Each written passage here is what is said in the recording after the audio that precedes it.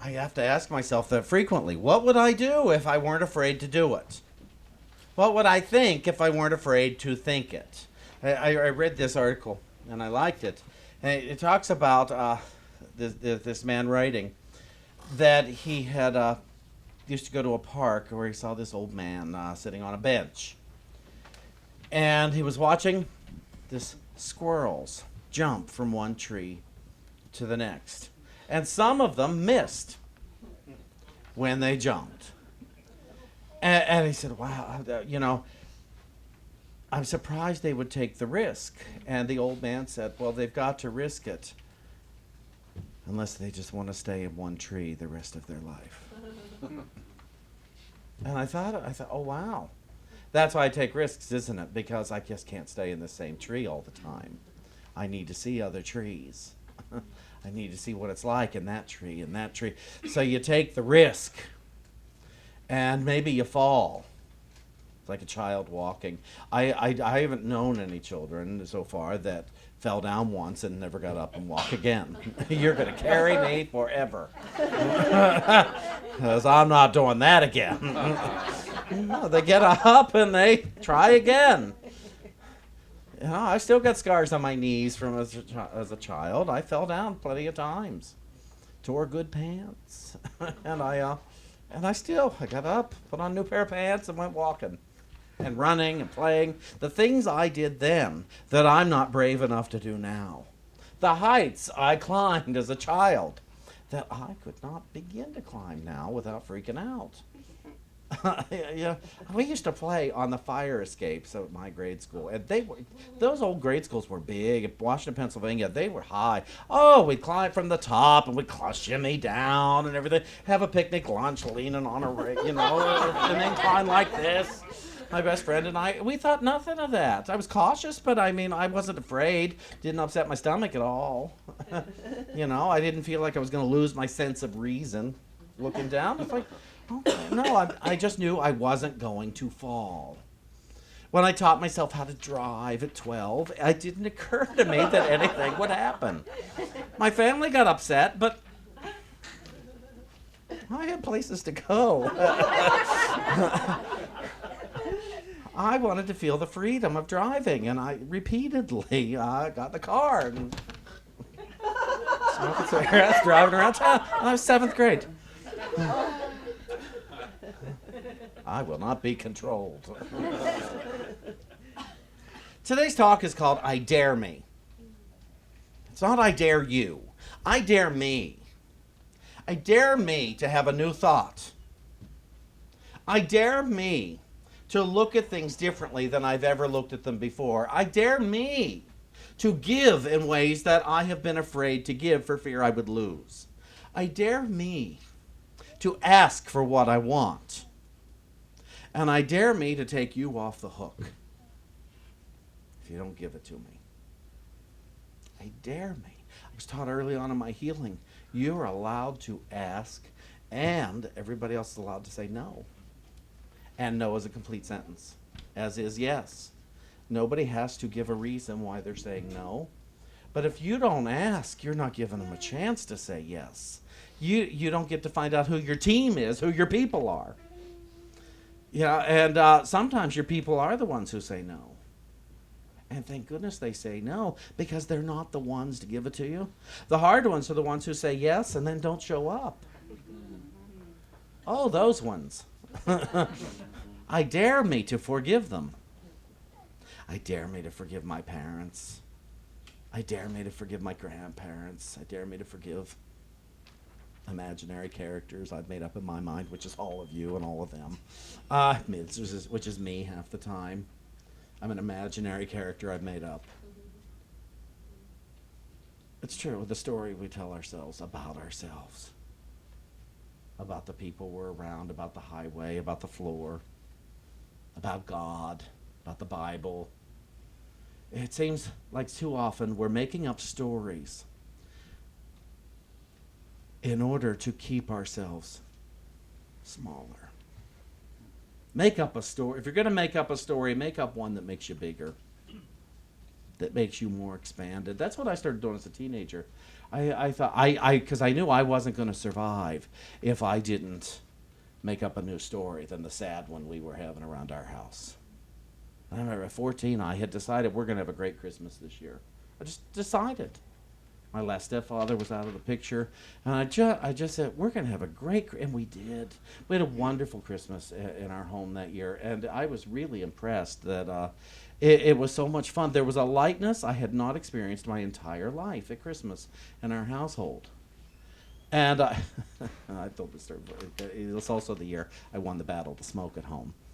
So I'm sitting there Christmas morning, and my grandparents come in. I got a big ashtray. My older brothers are like, well, how come he gets to do that? Because he's the youngest. He has no one to set an example for. And I wore them down. And but it's, but no, what happened was that was the year that began a shift in my family. That we could have a nice time together, at least sometimes. Every holiday didn't have to be ruined by somebody's misery. And I witnessed that. I said, oh, look at this. I had a vision that we could have a great Christmas. And what is a great time usually? An absence of conflict. And that's what we had that year. And so now can I decide for an absence of conflict? Or am I gearing up for a problem? Am I daring me to show up for a problem? Am I daring? We're going to battle this problem. We're going to duke this problem out. And I just can't do that anymore. David and I are now working through conflicts peacefully. We're discussing them rather than, you were wrong, you need to change it so I can be happy. And I don't know about you. Let me ask you this. What I want people to change so I can be happy is the past. I want them to make it not have happened. And then I'll forgive you. And that's when I have forgotten that I am good just as I am. Even if I can't take the time to remember you're good just as you are, could I take the time to dare myself to remember, wait a minute, I am good just as I am. As God is for me, so nothing could be against me. Can't just be nice words we say on Sunday. That must be a practical application to my life. A very practical application, in order to, okay, so I don't like this which is happening, but it can't be because it's against me. If we just go to basic, sensible spirituality, as God is for me, nothing could be against me. God's will for me is to be happy, joyous, and free. Therefore, this person doing whatever that I don't care for can't be that they're against me. So if that's the case, that now I have room for new information. If I have eliminated this information as a possibility, which is cannot be against me. Therefore, I am not a victim in this situation. So what am I if I'm not? I may not know yet. So that's where prayer comes in. Okay, I am open and willing to be reinformed with truth.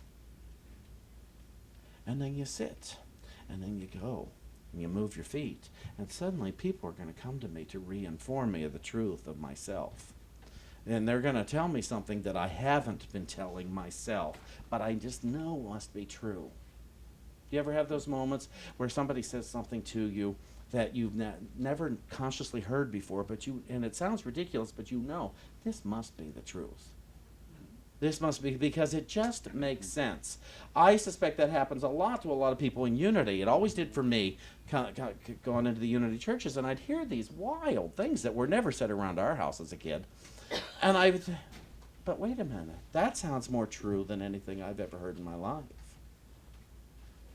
And it tells me better things about myself than I've ever heard in my life. So I would dare myself to take that practical information and go with it. And then I come into Unity, and I hear that sickness is not a reality, but a temporary condition based on a thought or a series of thoughts. And I hear that poverty is not a reality, but a temporary condition based on a thought or a series of thoughts.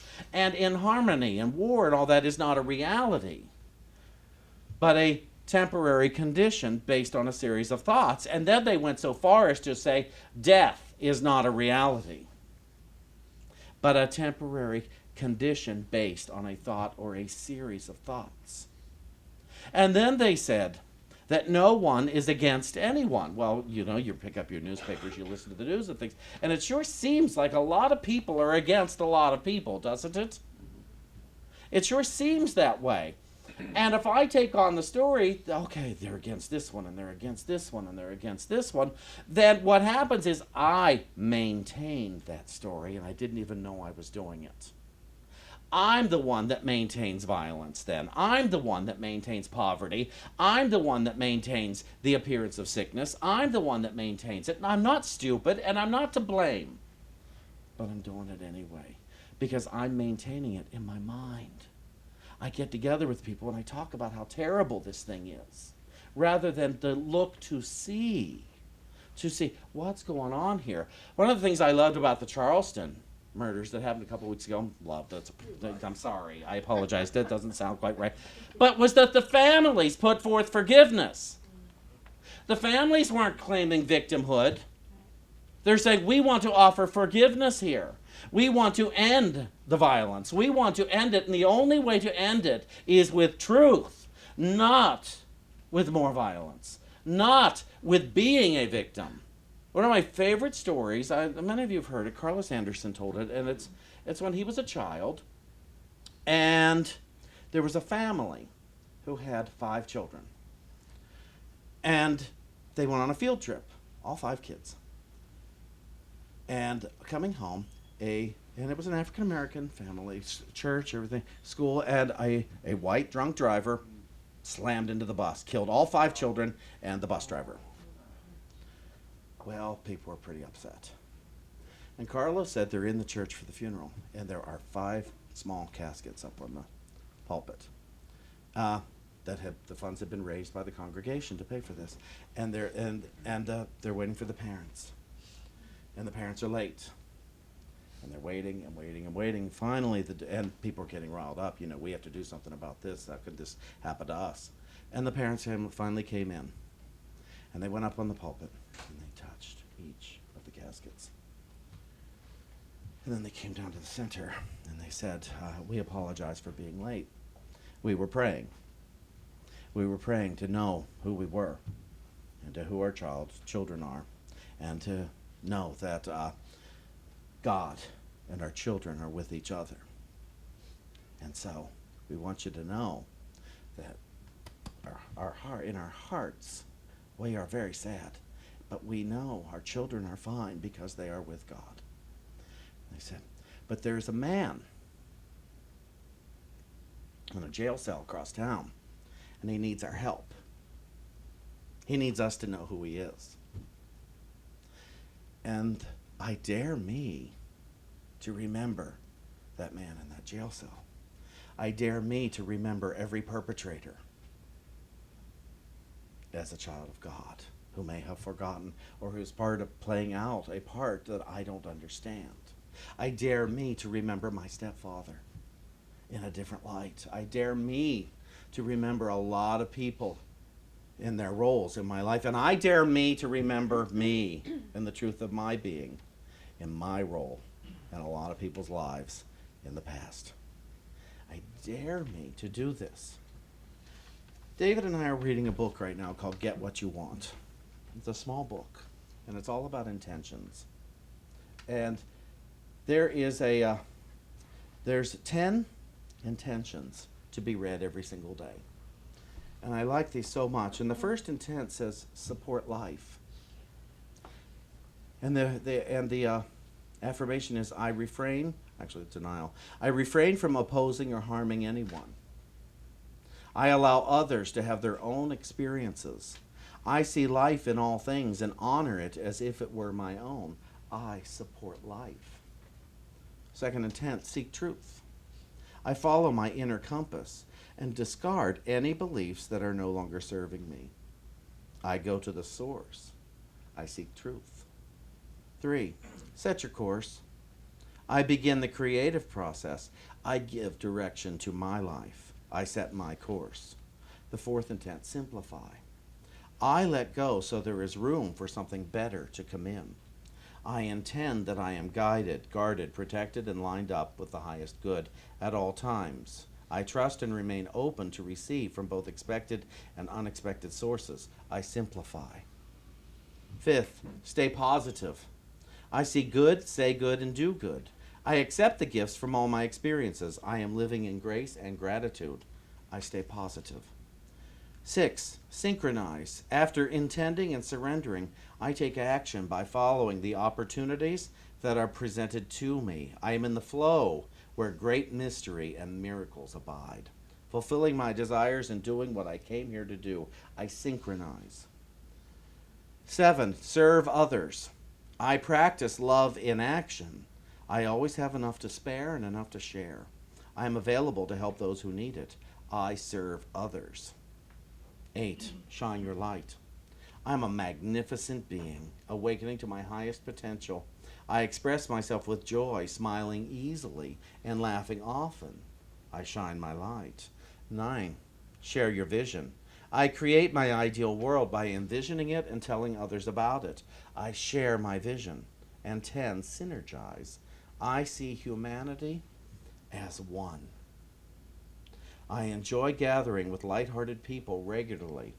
When we come together, we set the stage for great oneness to reveal itself. We synergize. And that's, I think, the hardest one of all. I see humanity as one, where there is no separation. It's a great idea, but how do we practice it? How do you and I be one if we're not agreeing today? How do you and I be one if we're not agreeing in our story today? How do we be one if we're not agreeing in our story today? How do we do this? If we're voting for different politicians, how do we know that we are one? If we like different music, how do we know that we are one? If I think there's a floor here and somebody else doesn't, if I think 2 plus 2 makes 4 and somebody else thinks it makes 5, how do we know that we are one? Well, I'll tell you. One of the ways that we can know we are one is to not judge what the other one thinks. Just because you think it's 5 and I think it's 4 does not make us separate from God. It just means we have a different story about numbers. If I think I am 6'7" and you disagree, if I think I weigh 140 pounds and you disagree, if I think pink is pretty and you disagree, if I think anything and you disagree, or you think something and I disagree, does that make us less in the eyes of God? Do I have to convince you that I'm right so that I can know that I am loved by God? Do you have to convince me that you're right so that you can know that you are loved by God? Do I have to be convinced of anything to know that I am loved by God? Yes, I have to be convinced that I am loved by God. But you won't convince me of that. You might reassure me of it. But the convincing happens through a new thought that I take on, that I decide, you know what? I must be loved by God because that is the only logical thing to think. Stuff happens on earth. Man, stuff happens on earth. People do crazy things, but let's face it, earth does crazy things.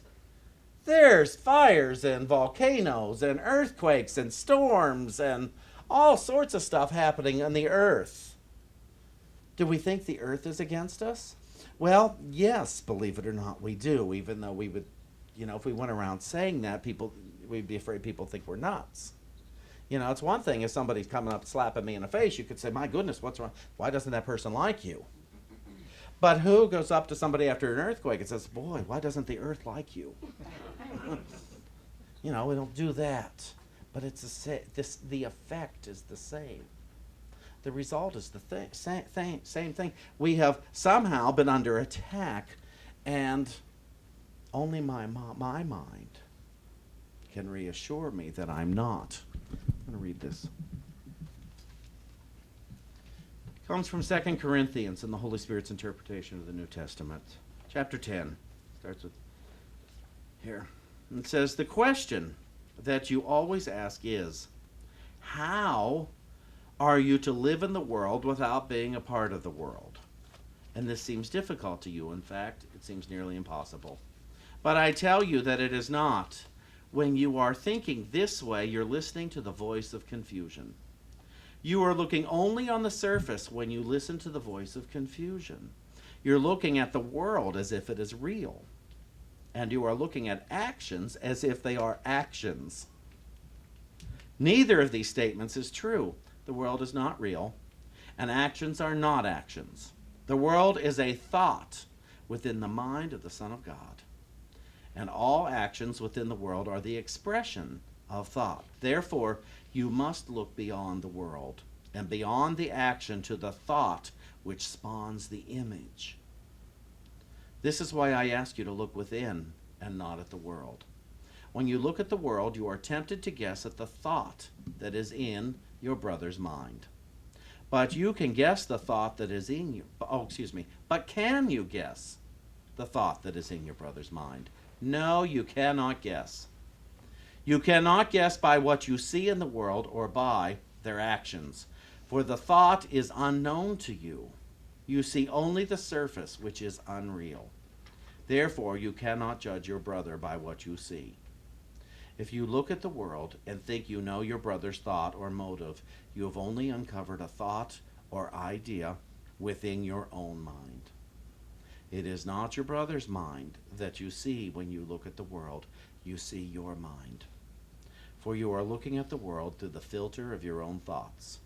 And this is why I ask you to stay focused within. Look within your mind and your heart before you look at the world. Know your purpose, which is the true desire of the heart. Let the purpose lead you in all things. In this way, all actions that you take will be an expression of the true heart, so all actions shall be giving of the thought of love. I just can't know why you think something, why you do it. And you can't know why I do things. There are some things we're never going to understand. When we had our Newtown murders that happened a couple of years ago here, I did a short talk on it, and I said, we will never understand it because it's violence. And not one of us here will ever understand violence because it is not natural. It is an unnatural thought. It's an unnatural act. We'll never understand poverty. We'll never understand sickness. We'll never understand inharmony. We'll never understand it because they are not part of nature. They are resistance to nature. And nature keeps pushing through again. And love keeps finding itself again in everything that takes place. No matter what it is, love is the thing that keeps pushing through again. And that's what we have to keep our mind on. Love is the reality. I can't define love, but I know it's the reality. Peace is the reality. Joy is the reality. And so you see, in order to be me at my highest, I have to remember the realities rather than what's not natural. We are given strong advice to not lay up for ourselves treasures on earth. We are told that our treasure lies in the kingdom, and the kingdom is within. And so if you want to be all that is promised in this kingdom, in this church, in these teachings, if you want to go ahead and be all of the good that you know you are, I know you are, just because you don't know how to do it yet doesn't mean you don't know the truth of your being. If you want to be all that you can be, but all that you are, start with one new thought and interrupt one old one. Anytime a limiting thought comes up and it tries to convince you that you are bad, that your world is bad, that the people around you are bad, cut it off and say, wait a minute, that can't be the truth. And that thought will come back and say, yeah, but let me convince you of how it is the truth. And let me tell you something. What's unnatural has proof. What is untrue has proof of how bad your life is. And it's not true. Because too many people are rising above that stuff. And they're saying, you know what? Enough is enough. I'm going to have a great life. And they start to have a great life. And things shift. And suddenly they find their people. They find their support system. They find the people who remind them they are made in the image and likeness of love. And the body starts to recover from illness and the thought of illness. We've known lots of people who have had instantaneous healings, who have had long, slow processes of healings. We've known others who have left. That was their healing. They left the planet. But to be all that we are promised to be starts with a very simple word. And that word is yes. Find more opportunities to say yes in your life than you have opportunities to say no. And peace will prevail in your mind, in your body, and all of your experiences. I dare me to do this. I hope you will dare yourself. Thank you.